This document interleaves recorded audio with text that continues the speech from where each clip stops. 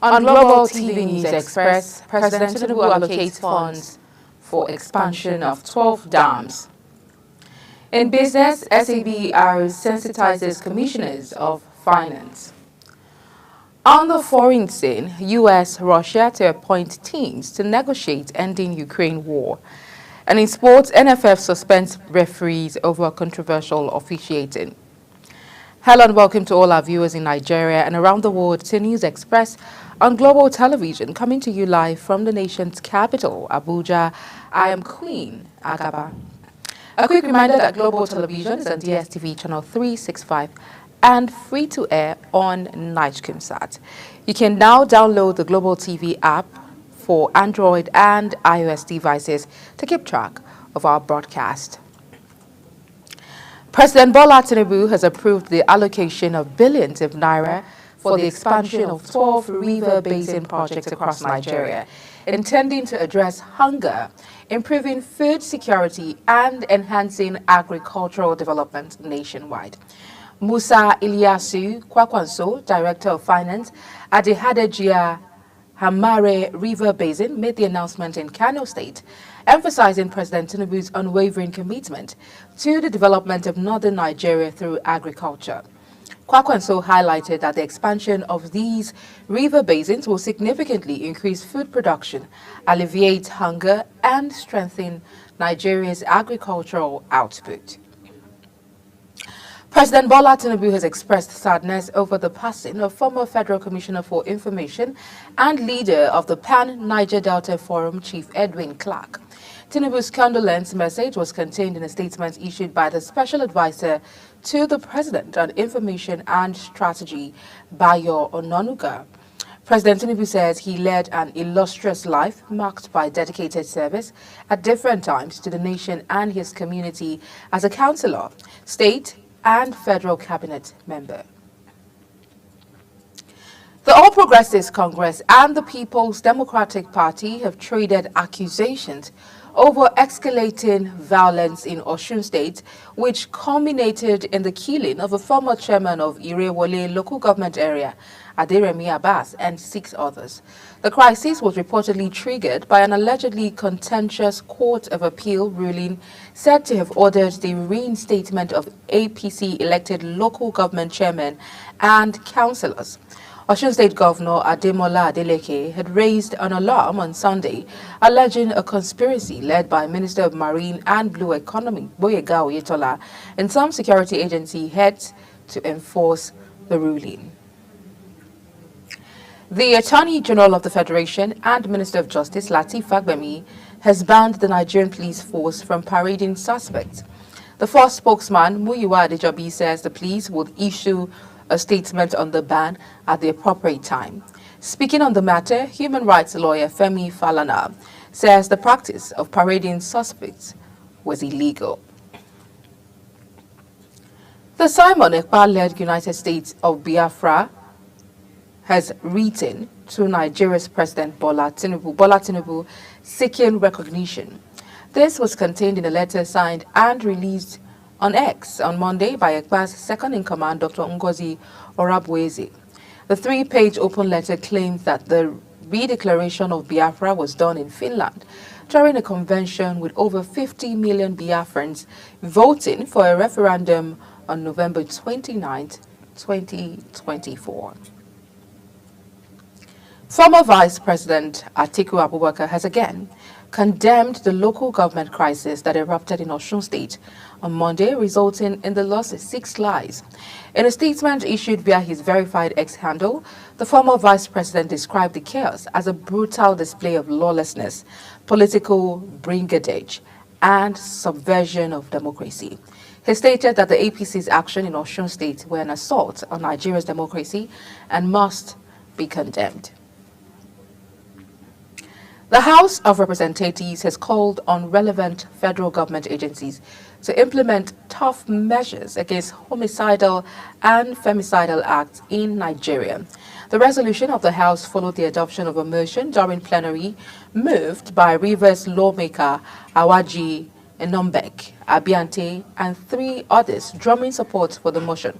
Abiate noted that the right to life is a fundamental human right guaranteed by the Constitution, while homicide cases, including murder, manslaughter, and other violent crimes leading to the termination of life, have been on the rise across the country, provoking public demand for justice. It was a moment of reflection and gratitude in the local government area to commemorate the one-year memorial service of Elder Pius Oche. Felicity Ndere reports that the event also witnessed the foundation laying ceremony of Pius Oche Memorial Anglican Church, Apa Agila. Here is a report. As the saying goes, well lived. That is why people from all walks of life have gathered here at the family compound of Elder Pius Ogaba Oche for the first year memorial service in his honor.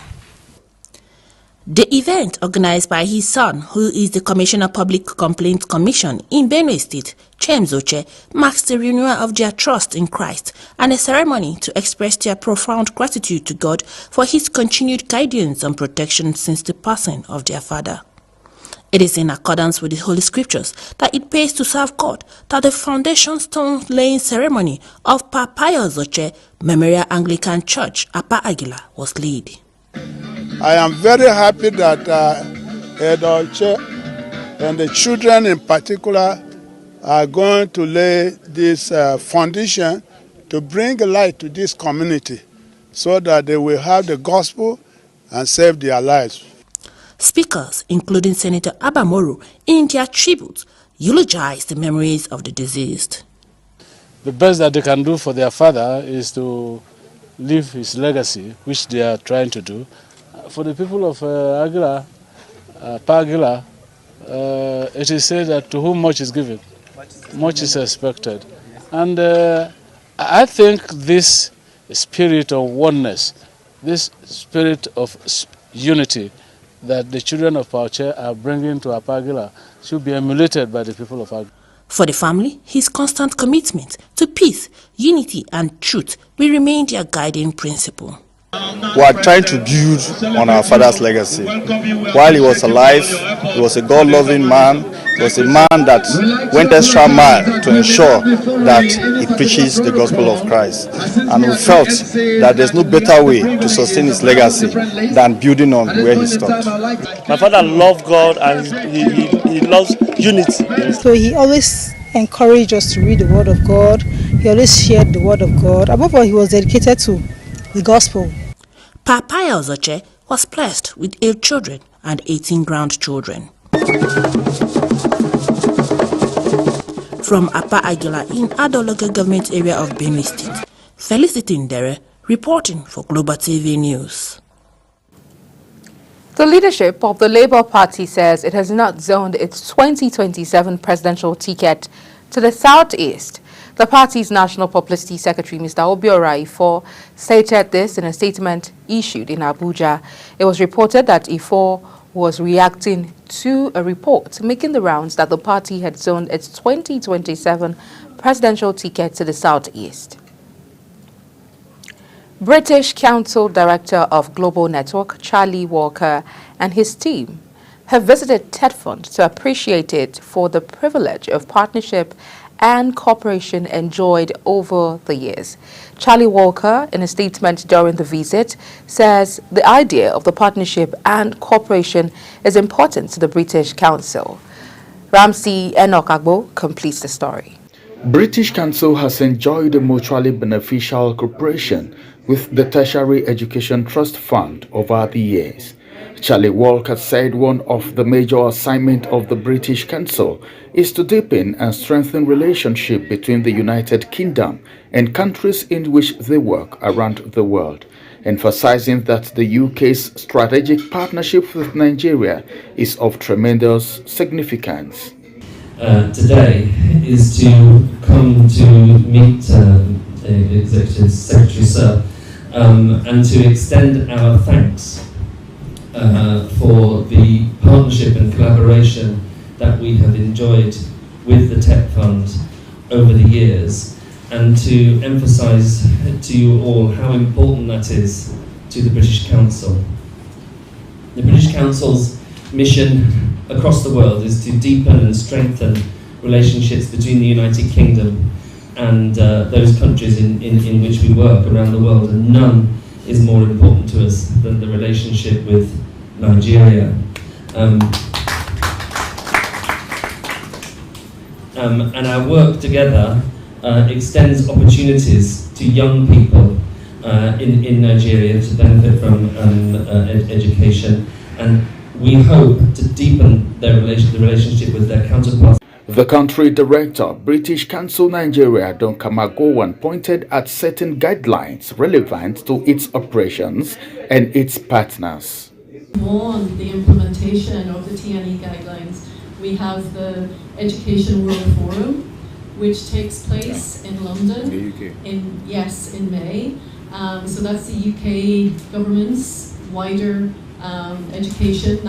annual education policy conference, and the invitation for that will be with you very, very soon. So my thanks again.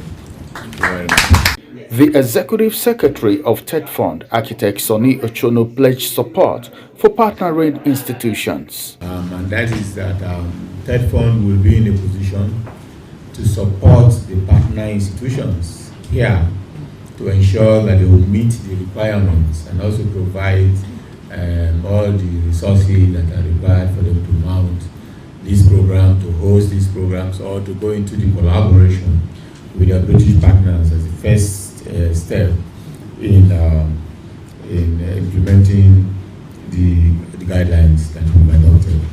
We are aware of the multiple dimensions of the transnational education and the various ways that these will be implemented.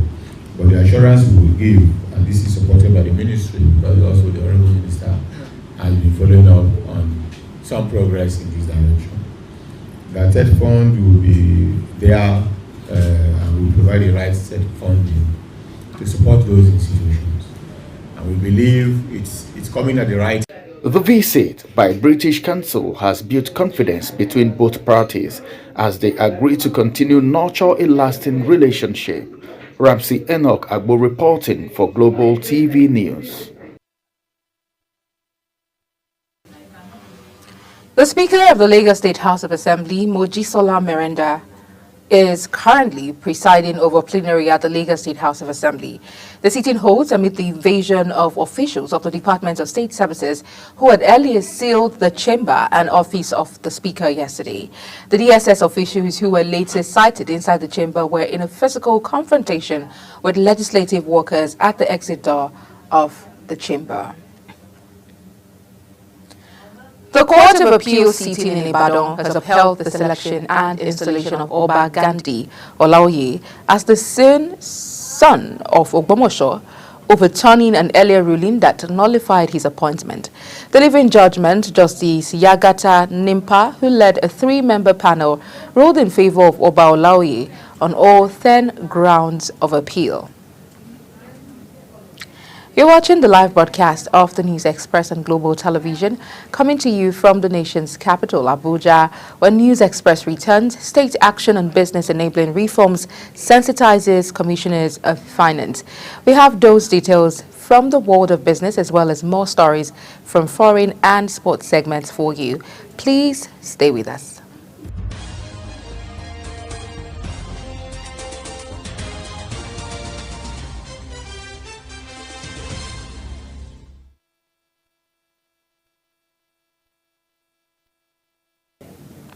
Many thanks for staying with us. In business, it's in its quest to enhance Nigeria's business environment through strategic reforms. The State Action on Business Enabling Reforms has organized its 2025 sensitization workshop for commissioners of finance across Nigeria. Organizers say the workshop seeks to bolster investment promotions among state. Godwin Sunday reports. The State Action on Business Enabling Reforms event, organized by the Federal Ministry of Finance in collaboration with the Nigerian Governors Forum and the World Bank, brought together key stakeholders from various sectors with the aim of enhancing Nigerian business environment through strategic reforms. In welcoming participants, Dr. Mohammed, the National Program Coordinator of State Action on Business Enabling Reforms, highlighted the achievements of the program and emphasized the need for more collaboration among states. We are considering the achievement that we have recorded during the period of implementation of our SIFTAs. And based on that, the essence is we intend to look at the progress that we have made so far vis-a-vis the challenges we are confronting today so that we move forward in the implementation of the program. While declaring the event open, Lydia Shehu Jafia, Permanent Secretary, Ministry of Finance, seized the opportunity to state the objectives of the workshop.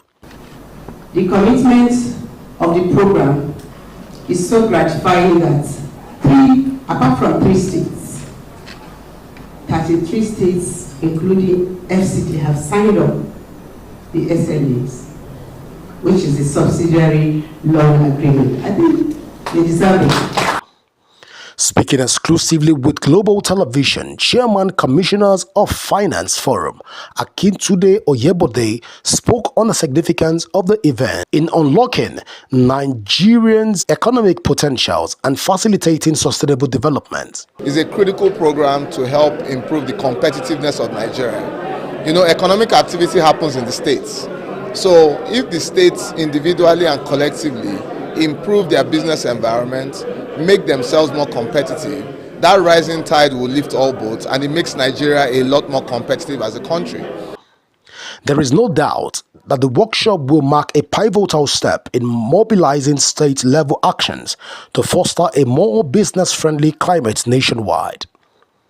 Godwin Sunday, reporting for Global Television News. The federal government may spend 2.36 trillion naira on electricity subsidies for low-income consumers in 2025, a figure that comes amid plans to implement a cost-reflective tariff for electricity consumers. This came as the multi-year tariff order released by the Nigerian Electricity Regulatory Commission that showed that the government incurred 178.3 billion naira electricity subsidy in January, despite minimal cash backing. The Regulatory Commission stated that the subsidy was calculated after a review of key tariff indices, which showed that the weighted average cost reflective tariff dropped to 116.75% kilowatts from 213.85% kilowatts in December 2024. The governor of Cross River State, Bassey Otu, says that the Bakassi Deep Seaport project will be funded without the state taking any loan facility. Otu noted that the project, a flagship of his administration, though not conceptualized by his government, will change the economic landscape of the state and that of the country at large. The governor disclosed this in Calabar, the state capital. Minister of State for Works Mohammed Goronyo says over 35,000 kilometers of federal government road network currently require alternative funding arrangements, as budgetary allocations alone have proven inadequate over the years. This is despite an approved allocation of 926.2 billion naira for road projects and 64.88 billion naira for road maintenance in the 2025 budget. He pointed out that due to the significant financial burden, it has become crucial to explore this and secure alternative sources of funding beyond the traditional government coffers to ensure the maintenance and expansion of the extensive infrastructure.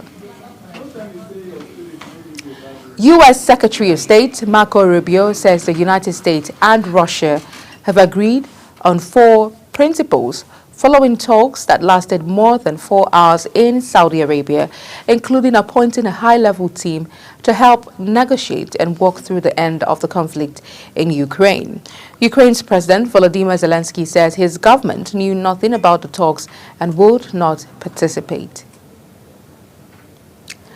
On the foreign scene, officials say all 80 people on board a plane which crashed and overturned while landing in Toronto have survived.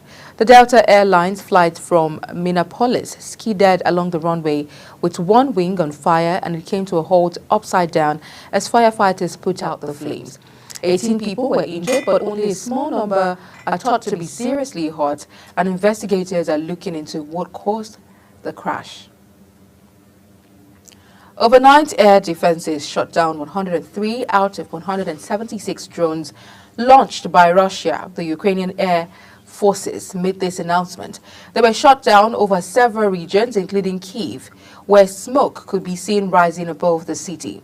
On Monday evening, residents of Kyiv were instructed to take cover by the mayor. Damage was reported in Kirovohrad, Kharkiv, Kyiv, and Cherkasy. As the talks between the United States and Russian officials continue in Saudi Arabia, Donald Trump's special envoy for Ukraine, General Kate Kellogg, is holding separate meetings in Europe. His first was in Brussels with European Council President Antonio Costa and the leader of the European Commission, Ursula von der Leyen.